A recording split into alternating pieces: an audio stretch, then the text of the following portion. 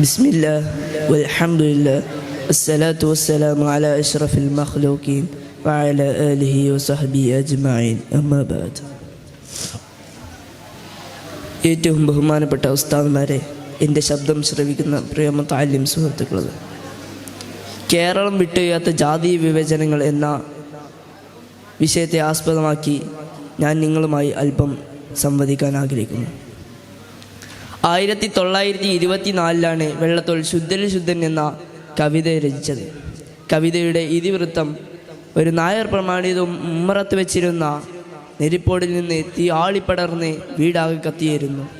അദ്ദേഹവും അദ്ദേഹത്തിൻ്റെ ഭാര്യയും മക്കളും വീട്ടിനകത്തുണ്ടായിരുന്നു. വീട്ടിനകത്തെ ബഹളം കേട്ട് തൊട്ടടുത്ത് താമസിച്ചിരുന്ന 2 താഴ്ന്ന ജാതിയിൽപ്പെട്ട 2 ആളുകൾ ഓടി വരുന്നു. അത് കണ്ട് നായർ പ്രമാണി വിളിച്ചു പറഞ്ഞു, നീറെങ്കി നീറാവട്ടെ വീടെല്ലാം നിരവിട്ട് കയറിയൻ കിണർ തൊട്ട ശുദ്ധമാക്കായ്ക്കനാൻ. ഇതിന് വെള്ളത്തോൾ മറുപടി പറഞ്ഞത്, നായരെ, ഭവാൻ തന്നെ ശുദ്ധരിൽ ശുദ്ധൻ, വീട് പോയാൽ എന്തതാ, അനർഗമാം ജാതിയെ രക്ഷിച്ചല്ലോ എന്നാണ്. 2ാം വട്ടമേശ സമ്മേളന ഘട്ടങ്ങളിൽ അംബേദ്കറുമായുള്ള ഗാന്ധിജിയുടെ സംഭാഷണത്തിൽ ഗാന്ധിജി പറഞ്ഞു,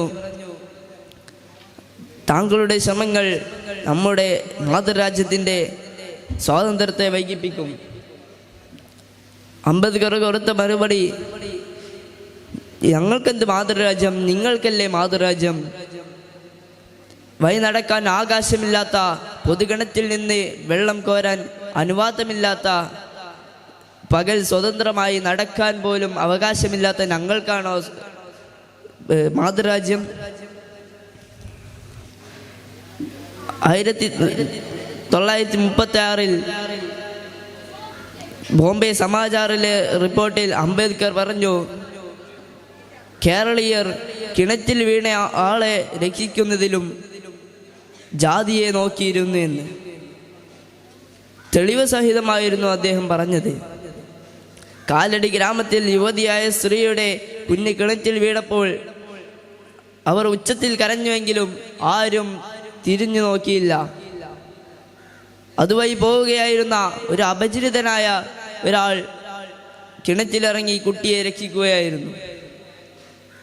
കുട്ടിയെ രക്ഷിച്ചതിൻ്റെ പേരിൽ അയാളെ അഭിനന്ദിക്കുകയും അയാൾ ആരെന്ന് അന്വേഷിക്കുകയും ചെയ്തു. ആ അന്വേഷണത്തിൻ്റെ ഭാഗമായി അദ്ദേഹം പറഞ്ഞു, ഞാനൊരു അസ്പൃശ്യനാണ് എന്ന്. ആ പറഞ്ഞതുകൊണ്ട് ഇവർ പറഞ്ഞു, അഭിനന്ദന വാക്കുകളെല്ലാം അധിക്ഷേപ വാക്കുകളാക്കി മാറ്റുകയും കിണർ അശുദ്ധമാക്കിയെന്ന് ആരോപിച്ച് അദ്ദേഹത്തെ മർദ്ദിക്കുകയും ചെയ്തു.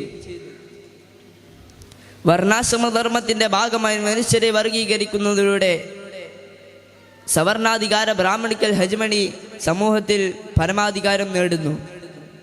നെല്ലിൻ ചുവട്ടിൽ മുളക്കും കാട്ടുപുല്ലല്ല സാധുപുലൻ എന്ന ആശാനും പാമ്പിനെ കാവൽ വെച്ച് പൂജിക്കുന്നു കേരളീയൻ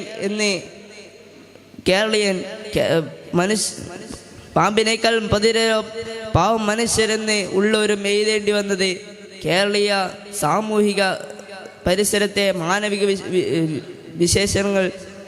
സ്ഥിതിവിശേഷങ്ങൾ കാരണമാണ്. ശ്രീനാരായണ ഗുരുവും അയ്യങ്കാളിയും അടങ്ങുന്ന ആദ്യകാല നവോത്ഥാന പോരാളികളും നവോത്ഥാന നായകരും അംബേദ്കർ തുടങ്ങിയ സ്വാതന്ത്ര്യ സമര വിമോചന പോരാളികളും നടത്തിയ ആത്മാർത്ഥമായ ശ്രമത്തിൻ്റെ ഭാഗമായാണ് നമുക്ക് ജാതീയ ഉച്ചതിയിൽ നിന്ന് അല്പമെങ്കിലും ആശ്വാസം ലഭിച്ചത്. പുരോഗമനത്തിൻ്റെ പാട്ട് പാടുന്ന കേരളീയ മണ്ണിൽ പോലും ജാതീയതയുടെ വേരുകൾ പച്ചവായി നിലയ്ക്കുന്നു എന്നാണ് സത്യം.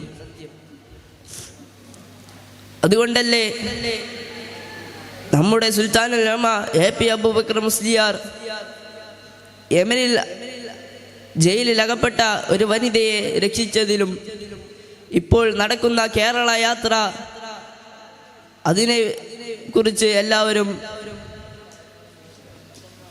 മറ്റു വാചകങ്ങളാണ് പറയുന്നത്.